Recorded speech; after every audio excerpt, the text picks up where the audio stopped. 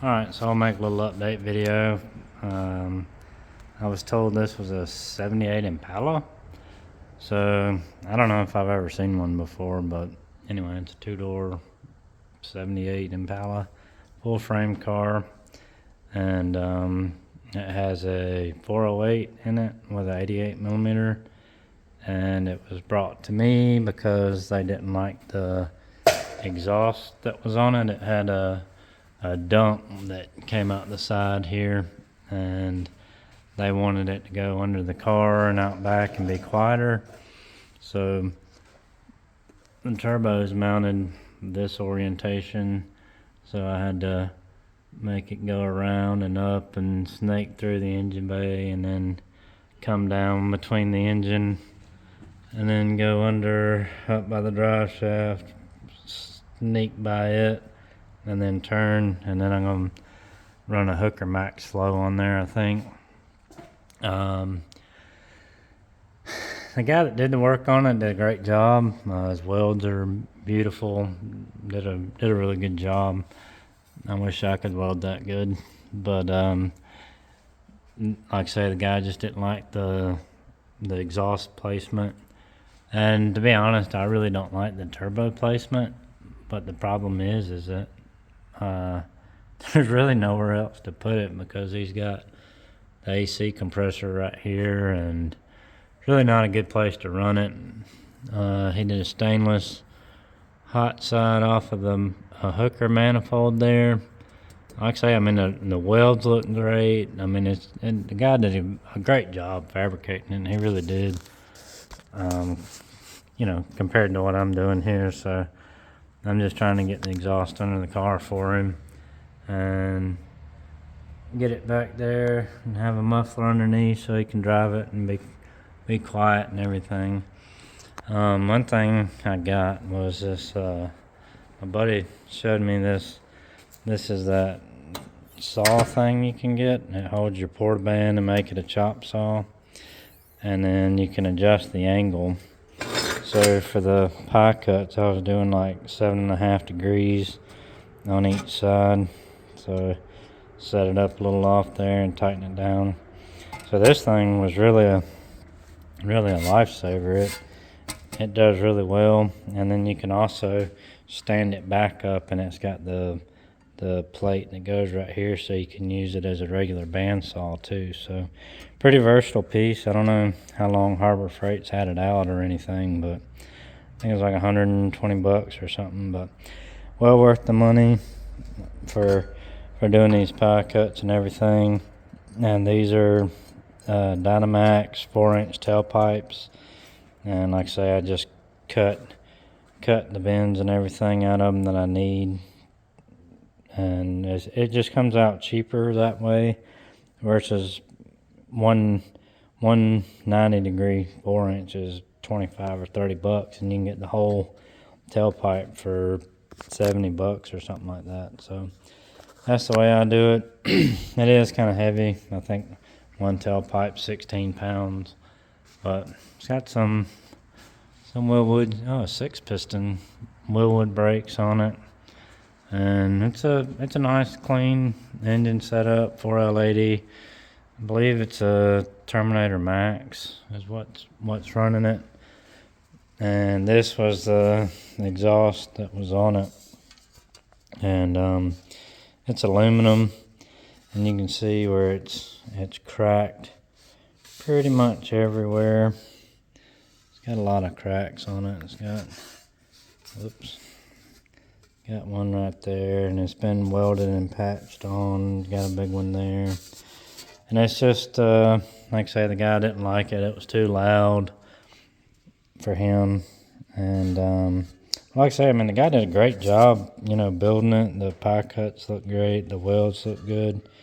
He really did a good job on it, but you can't use aluminum right off the turbo just because the heat and the expansion and contraction, just the time you get the aluminum to a thick enough gauge to be able to withstand the temperature and the cyclical temperature changes, you're just better off going mild still. So anyway, that's that. I think it looks pretty good. I did my pie cuts here, and it's actually higher than the transmission, and then turns up here, and then like I say, I'll do some pie cuts to turn it from back here into the muffler, and then put the max flow here, and then run a dump. So we also got another marketplace score. So I actually knew the guy that sold this one. So I kind of thought it would be a usable one, but the way he worded it in the description was a rebuildable 5.3 core. It was complete from, it even had the engine cover on the intake to the oil pan. It had the compressor and bracket, and I think it may have even had an alternator. So I mean, it was a very complete setup. But as soon as my buddy brought it over to me, I was like, yeah, I'm pretty sure this engine's locked up, because I looked back here and saw that the converter bolts were dangling, So the only reason that would be is if the engine didn't turn and they couldn't get the converter off. So sure enough, trying to turn it over, put a long bar on here, and it was just tightening the crank bolt. My buddy had the pry bar and the flex plate trying to turn it while I was pushing, and we just couldn't get it to turn. We pulled the heads off, and this side was pretty much filled with water. And I ran the ball hone as deep as I could in the cylinders to try to knock off what I could, and then tried to turn it forwards and backwards to get deeper in the cylinder to get more of it out so I could get it to turn over. Finally got it to turn over, and I don't know if these cylinders have some pitting in it. I don't know if you can see it or not, but I don't know. It's probably junk. But the other thing is I believe it's a 4.8, because I don't think a Gen 3 5.3 had flat tops. I'm pretty sure that was a 4.8 thing. And I mean, that 5.3, that aluminum 5.3 there has flat tops, but that's a Gen 4 engine. I don't think a Gen 3 5.3 had flat tops, but I could be wrong. I don't think I've messed with a 4.8 before, so I don't know what I'm gonna do with it yet. It was bought to do an LS swap in a square body pickup truck. And then the guy thought that he could do parts, labor, everything, complete swap turnkey for $5,000, and that's just not going to happen. So, that's the common misconception I run into before is, everybody's like, oh, LSs are cheap. And, okay, well, yeah, this was a $400 purchase and may or may not be usable, but this is just one piece to the puzzle. So you need the ECU, you need a wiring harness, you need the headers or exhaust manifolds to fit in the chassis, you need the motor mounts, you need the accessories, the radiator, the hoses, the belts, the fuel system. You got to have, if you're carbureted, then you're going to need an electric pump. Then you got to figure out if you're going to do like an inline pump, electric pump, or an in-tank pump, or however you decide to do it. Then the transmission, which I've got this 60 over here that I bought as a package deal with some other stuff, but knowing what I know, I wouldn't run that in anything without having it built first, because there's no reason to take a chance on that. So time you get the transmission rebuilt, get a good stall converter and everything, it adds up, and it's really the nickel and dime things that add up and really blow your budget. So you're not going to be able to do an LS swap in a currently carbureted vehicle for $5,000, including the engine, transmission, parts, and labor.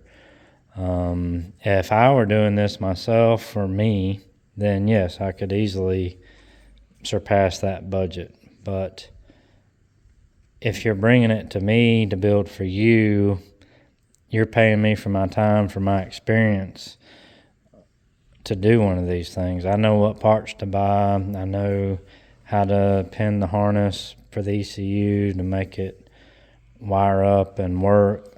I know how to, do the exhaust, how to pull your old engine, how to do the fuel system. There's a lot to it, and I don't think people fully understand, what's all involved when doing an LS swap. And you see sometimes on Marketplace where these people have these prices for doing swaps and everything, and I'm sure they can do it for cheaper. I guarantee you somebody can do it for cheaper, but for the build quality and for having a good end product, it's just, you're taking a gamble. Because I've been behind some of those people that do the swaps for that kind of money, and it just blows my mind that seeing the type of work they do versus, and I'm not saying that I'm top notch anything. I know how to do it. I do it a certain way. Everybody does, but I'm not the best at this. There's always room for improvement is what I'm getting at. So you might be able to get it done for that, and it might run kind of for cheaper, but if you're really wanting a good quality swap, it's going to take some time, and it's going to take money, and $5,000 just isn't going to touch that. So like I say, especially the motor mounts, the cross member, headers, fuel system, ECU, the wiring, and especially if you've got to integrate the wiring into the vehicle, then that can, trying to get the gauges and what level you want of completion in the swap. I like to use the OBD2 gauges, I guess you'd call it, but even still, some of them don't have all the parameters that I would like to see. I think oil pressure, some of them didn't have the oil pressure for some reason. It wouldn't show on the display.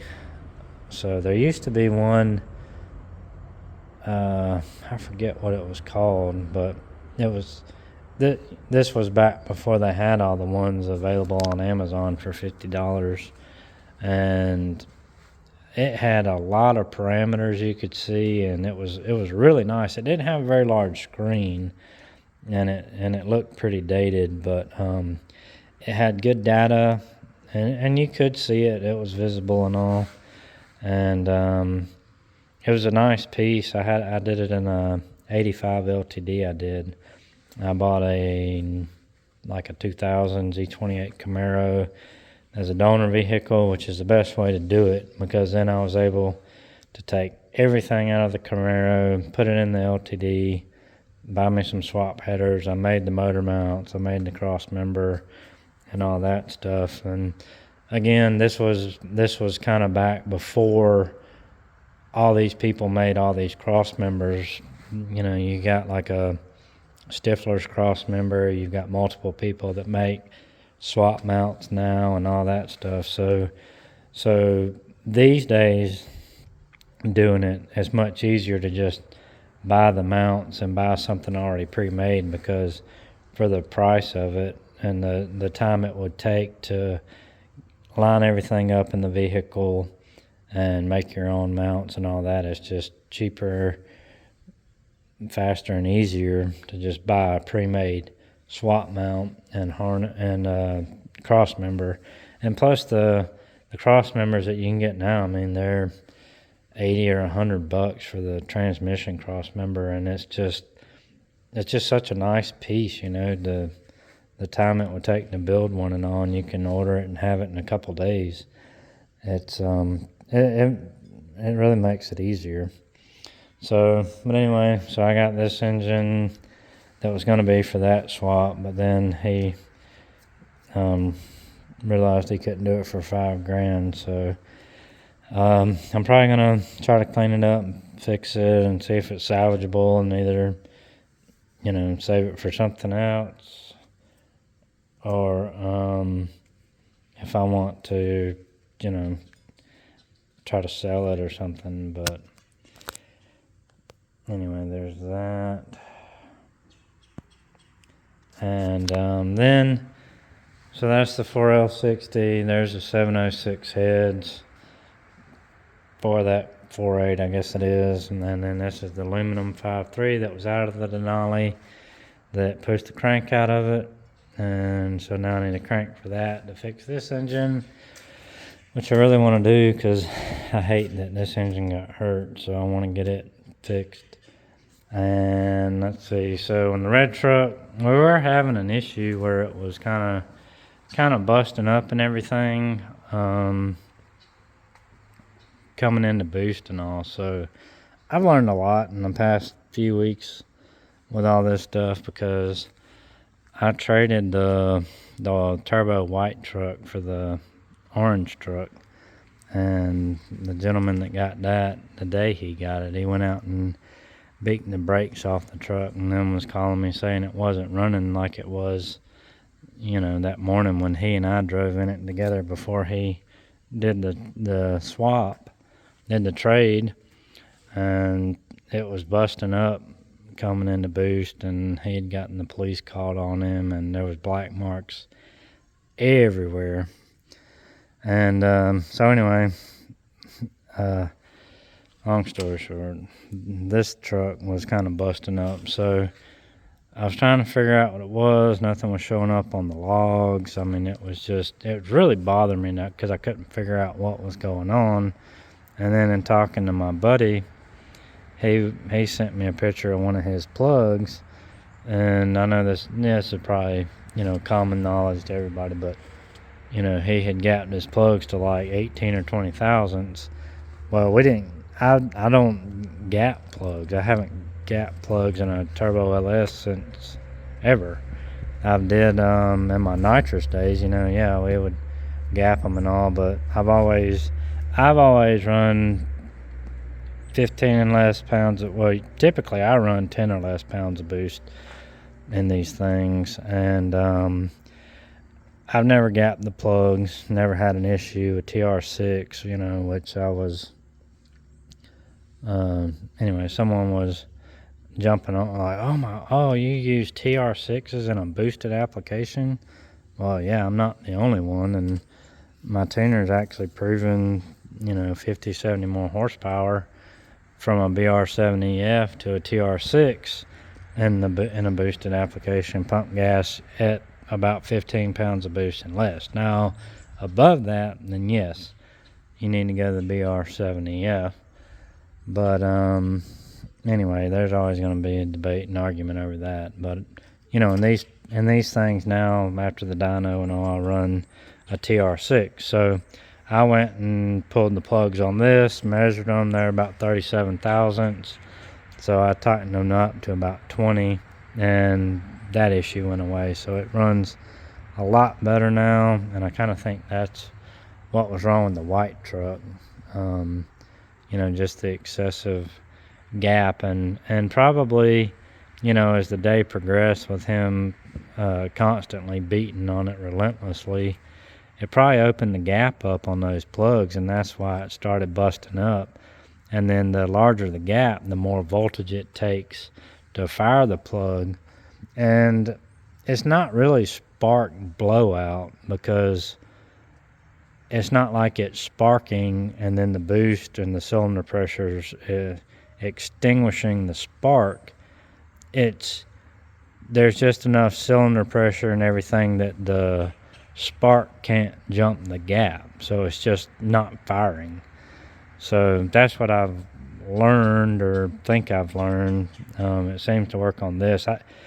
I wouldn't think that on that low of a boost level it would matter, because a lot of the stuff I was reading, it seemed like it was at higher boost pressures and everything, which I know is just a measure of restriction. But again, I had never had an issue with it, but prior to the dyno, I wasn't running 15 pounds of boost on any of these things. I mean, I don't relentlessly beat on and run the crap out of my turbo vehicles, which appears to be. I just don't understand. The people get these things and just think you can flog and beat the crap out of these things non-stop and expect them to live and not have any issues. And I mean, I guess I know better, and I just don't. I occasionally come in to boost. It's not every time the truck fires up it's in the floorboard and then I'm beating on it kind of thing. It's just, I'm trying to get some fuel mileage in this truck. I mean, this is what I drive now. I don't have the Denali anymore, and either I got the 550, which per the book gets 9 miles to the gallon, or the Caprice, which I haven't brought myself to calculate the mileage on it yet, but the last time I calculated this one, it got almost 12 miles to the gallon. And so, I'm not trying to burn fuel. I'm not trying to tear stuff up. I'm not beating on my stuff. I do not drive my stuff hard at all, contrary to popular belief. I don't run my stuff like that. Number one, because when it breaks, I'm the one that's got to fix it, and I don't really have the time to do that. And number two, I just know that if you relentlessly do that, it's just not going to take it. I mean, this is a stock bottom end motor, and it's on pump gas. I mean, that's the big factor that hurts these things is pump 93. If you can get away with E85, it's local to you or whatever, then that's a lot better for them. But from what I've learned on the white truck,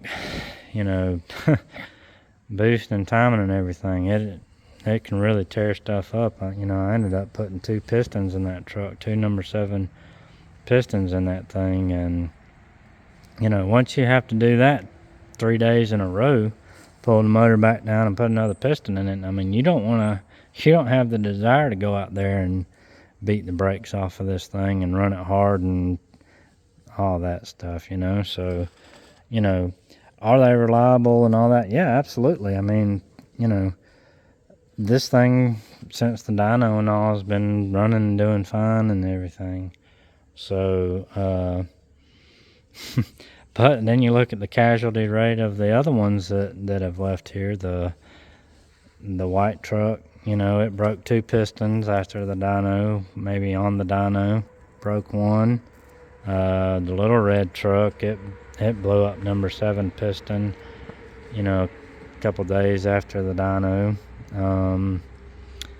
The Quadra-Steer, I just got word on it. It has rod knock, so the guy it was wet in the rain, and he was out there playing and running it hard, and now all of a sudden it's got rod knock. So they can handle it, but they can't handle it over and over and over again, so you do have to have some sense about you when you drive them, and you can't just constantly beat on them, So anyway, I probably drove that in the ground. But anyway, so that's about, and then the 550. So I got the stacks are going off of that, thank the Lord. And I ordered a Hydra chip for it, so it should be here, I don't know when, a couple days, a week or something. So I'm really excited for that. I've looked at a lot of different things, been trying to research those a lot and figure them out. I don't like the semi wheels, but trying to change them has just been, hopefully I can find somebody that'll want to swap to stock wheels with me.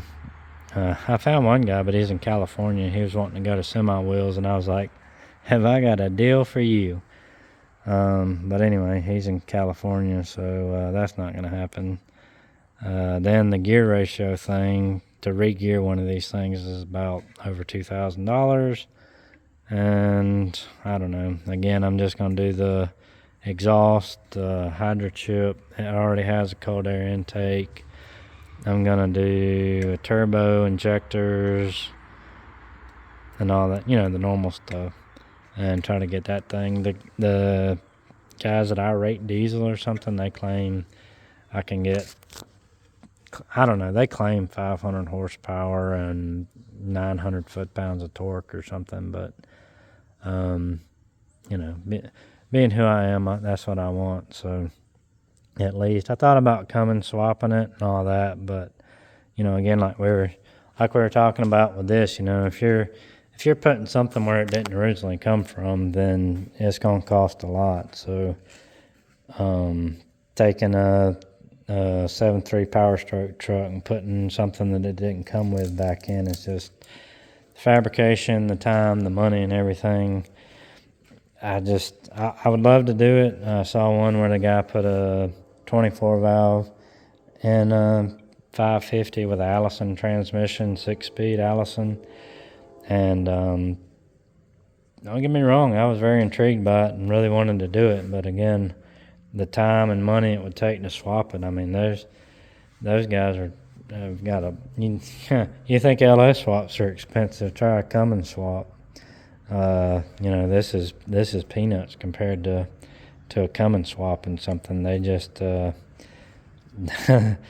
diesel stuff's expensive. The injectors for the 7.3 are about $2,000. The turbo is about $1,400 or $1,500.